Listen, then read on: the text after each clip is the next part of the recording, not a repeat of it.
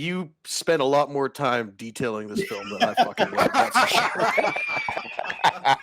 Ross fell asleep with his notepad in his hand. He was like, Bro, listen. Because I fell asleep once, the first time, right? No, twice. The first time. I'm talking about the first time. What ended up happening was, I don't know. I think it was maybe like half hour, 40 minutes into the movie, and I give it a 2.5 out of 10. A 2.5 out of 5. 2.5 out of 5. All right. So I started to catch myself snoring. You know when you're like you hear yourself making noise, you're like, oh shit, am I falling asleep? Am I snoring? That's what was going on. I was catching myself snoring, right? He was jumping. Bro, and then that's what happened. I did this big jump, and there was a guy. There were maybe like 30 people in my theater. There was a guy like 4 seats down from me. He saw me do the jump, and he starts pissing himself laughing. And he looks over at me. He's like, bro, don't worry. Go back to sleep. This movie fucking sucks. I'll wake you up when it's over. Oh man, dude, and I told Josh there was about 5 people that actually walked out of my theater towards the end of the film. 5 people. And if I hadn't fallen asleep the second time, I probably would have walked out too. Shots fired. She said, "I'm questioning your take on the movie, homie. You weren't awake." That's why I'm being pretty quiet. But trust me. Here's the thing, Mama Bear. Let me ask you something. If I'm in a loud ass theater with a bucket of popcorn in my lap, my Coke in my hand, I'm ready to go, good energy. I want to check this out, and I fall asleep on a movie. Is that a me problem or is that a fucking movie problem? Because I think that's a fucking movie problem, bro. Hey, Rox, you know what? Sin Havoc says this. Just take a nap. That's the review. Hashtag take a nap. Take a fucking nap. Josh, I'm going to let you cook, bro, because we talked before, and I need you to cook on this, bro. Get your cook on, Josh. Well, I kind of alluded to it earlier. I was not a fan of 20.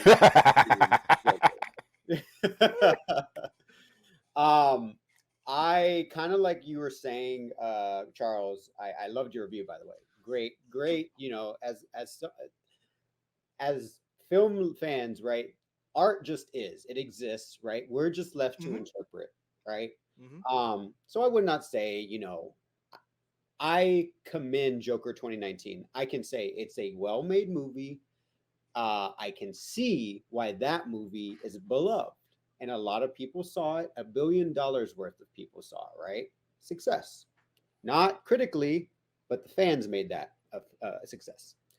I kind of, in my opinion, saw through the joke that Todd Phillips was portraying. If you know the development about 2019 Joker, was not intended to be anything about Batman, right? It was about a movie about mental health. But that was not what WB wanted to do or make, right? But then Todd Phillips had the idea, and Bradley Cooper and the other producer, well, what if we say it's Batman, have a dangling bat carrot, and the audiences will come. So it's WB's fault, just like everybody was thinking. Regardless, it was their fault. Even if so it really wasn't an FU to us. It was pretty much an FU to them. In a sense. I think Todd wanted to tell one story, couldn't get it greenlit until WB did this little dangling carrot, right? And so I never, ever watched Joker one time at an advanced screening, did not pay for it. And I'm glad I didn't, because I just did not feel satisfied by that journey. I have a different perspective because I do understand the controversy, how the media was trying to sensationalize this movie, right? And wanting to have something happen in the theater after what happened with Dark Knight Rises, right? So for me, as having a client of caseload individuals who are actually mentally retarded, right? But these movies are there like Bibles, right? And so these characters become their gods. Okay. Yeah. When you see a movie like Joker, from my perspective, in the population that I serve every day, it was dangerous. That's not the art's fault, right? And I'm not saying it should be, right? No one's responsible. Todd Phillips is not responsible for how others interpret, but so I'm just trying to explain why maybe Joker didn't resonate with me, but I also never, ever, ever saw Arthur Fleck as Joker. Nothing in that movie showed me that Arthur Fleck was Joker-esque. Did it play around with familiar beats where a Joker origin and a descent into madness? Yes, I will agree with that. But in my opinion, the big picture of that movie was never to talk about Joker. It was talking about the disenfranchised. Okay? Yep. With the sequel now, I have rocks from the time we've talked. I've kind of like, my opinion's not changed. I still do not like the movie. I still think it's a flop. I mean, there's no other way to put it. It is now, Terrifier 3 is going to beat it. It has suffered a historic 90% drop in its second weekend. 90 fucking percent. Okay. So That's that bad. tells me, I think a lot of fans of Joker 20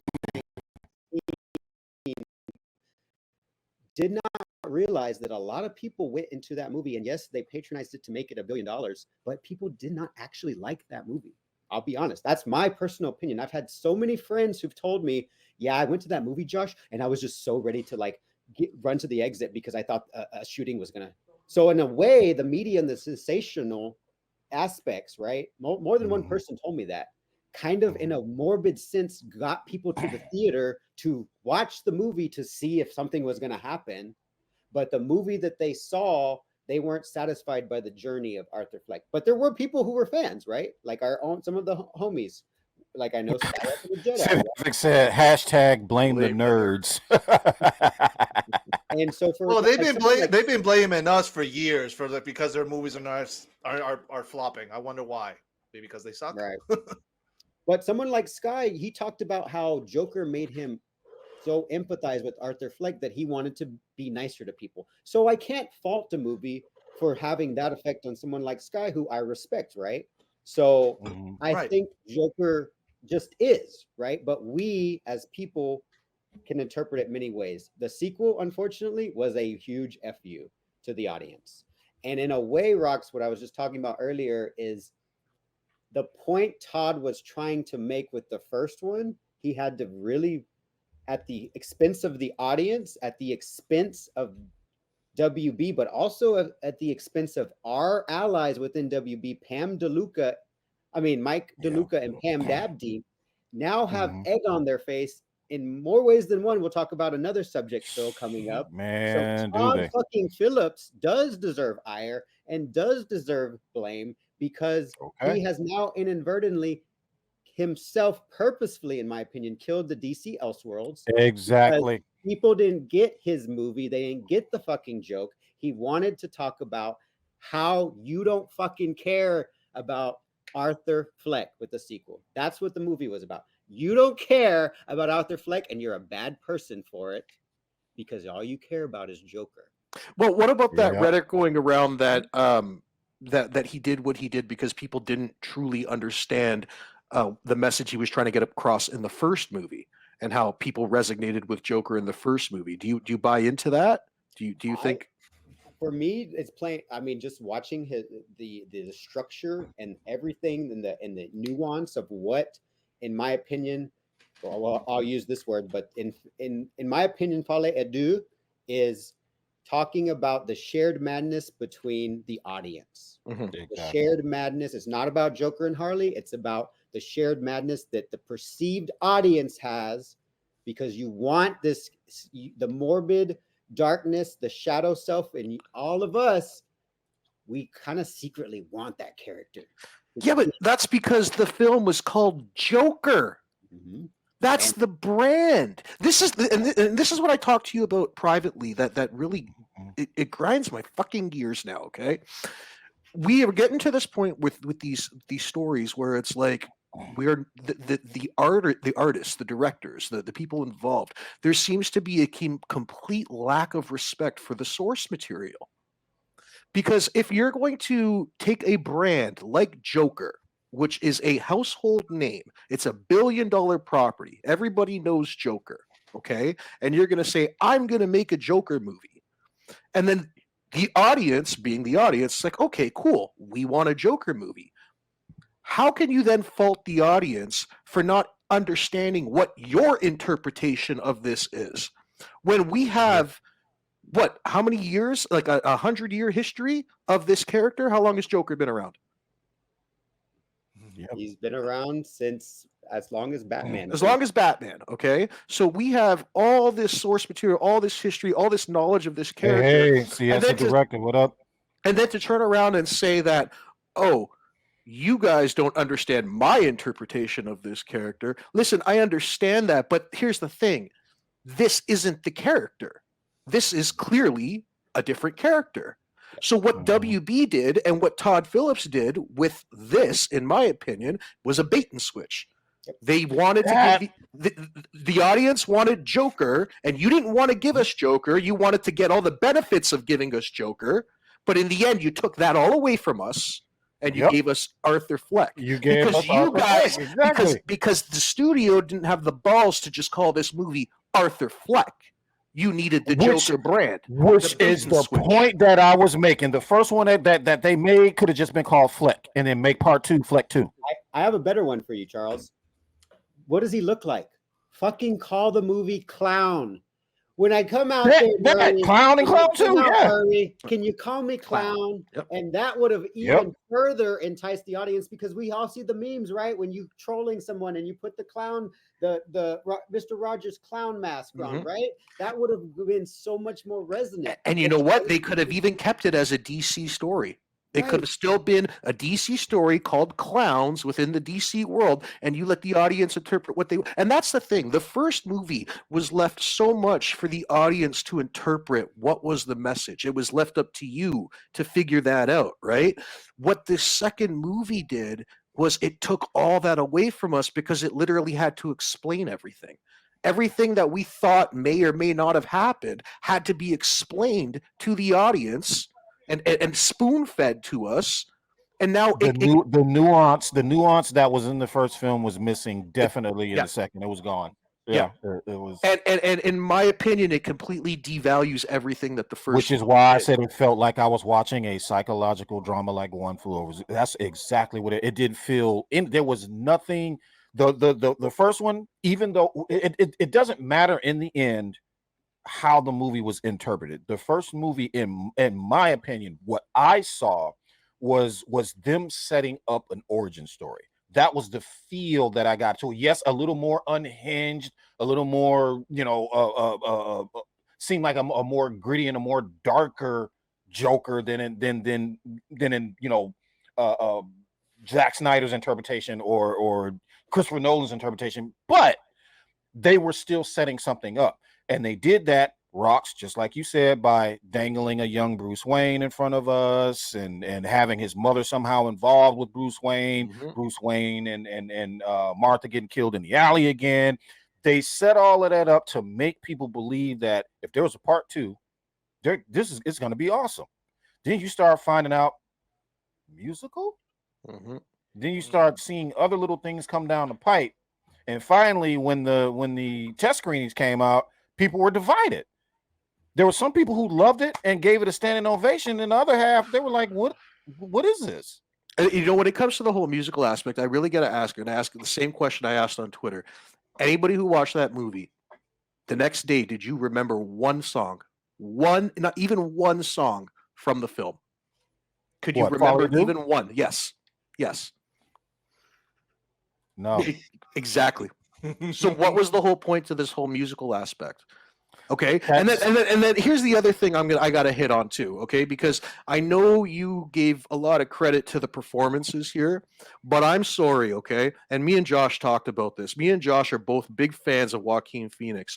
One of his greatest movie, in my opinion, is Walk the Line, where he played Johnny Cash. Yeah, Johnny Cash. Okay? Man, he was awesome in that. That tells me that man knows how to use his voice. He knows how to sing. And what he did in this movie was he had to deliberately tone down the performance that he was capable of putting out there.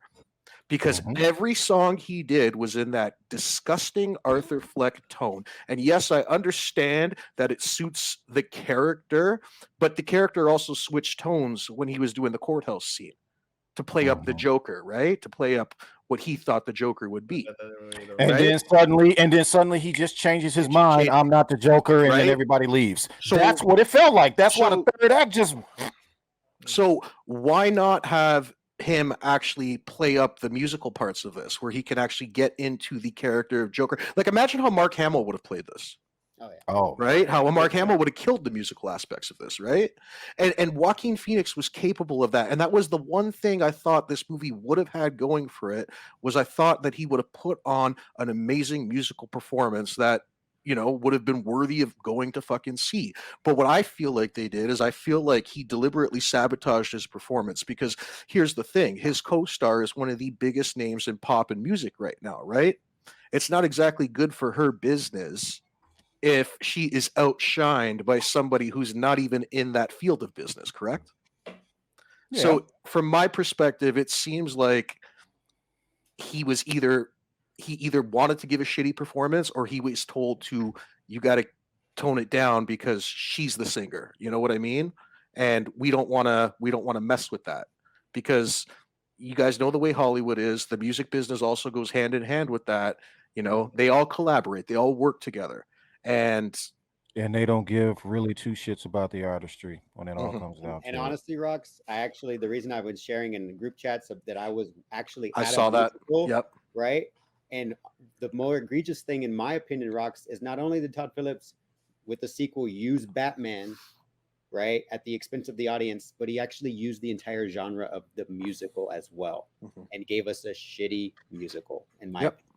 as someone who goes to a lot of musicals and watches art on stage, that what I saw was not memorable, not a musical. wasn't even. I mean, I was just like, you know, like I said, It is what it is. I don't hate it. It's not it's not the crappiest film I've ever seen in my life. But it's definitely not gonna make it into 4K. It ain't making it on that 4K. Nope. And This that is a movie- total shame. It's not going. It's not. It is because I got the first one. Yep. Right here. I got the first one exactly. So that's sad. Mhm. When This you- movie, when you- unfortunately, this. Go ahead. No, after you. Go Well, ahead, drop your man. thoughts. No. What That's I'm saying is- that's why I took that picture and I had that meme of Steve Harvey with the bourbon in his hand crying, because I wanted this film to be, I wanted to like it more than I did. I really did. I wanted to go in, even believing up to this point, right before I got to the movie, please let it not be what people are saying that it is. And it was exactly what people are saying that it is. This was the last movie that we were gonna get before the gun show starts, because the gun show is a few months away. Man, come on, And, stop! You're making me nauseous, dude. So either way, guys, that's our review for Joker Folie A Deux. I haven't watched it. I'm not gonna watch it because I don't blame my you. pals here who told me what it is. I did see the first one. I saw it once. I thought it was like, okay. Just wait for something streaming, different. Phil. Yeah. But Wait for I streaming. might, yeah. But it has to. But I'm or not. watch But I'm- this movie. Yeah. So before we transition, I think this movie deserves this drop. You see this all the time at the level of a top producer who, between them or separately, will make flop after flop after flop after flop. I'm not going to name them, but I know who they are. And they're not all American either. And they still get paid huge sums of money for being in films that nobody wants to see. And producers make pictures out of which they take enormous sums of money. And the films, again, are not films people want to see. They're always going to blame somebody else. Always. Not their fault. No, you were the one who said, or whatever. And there's a word for that. It's called upward failure. You see it all the time. You see it all the time. Yo, Look, let me tell you something, man. Look. 1 second. Highlight Mama Bear's comment real quick. Yeah, Took an expensive nap. Mama Bear, I went on Tuesday. The ticket only cost me $10. I actually spent more money on popcorn than I did on the ticket. There you go. So F There you you, go. Todd Phillips. My favorite part of that drop. My favorite part of that drop, man, is when he's on that third flop and he's got to straighten his jacket out like this, flop after flop after flop after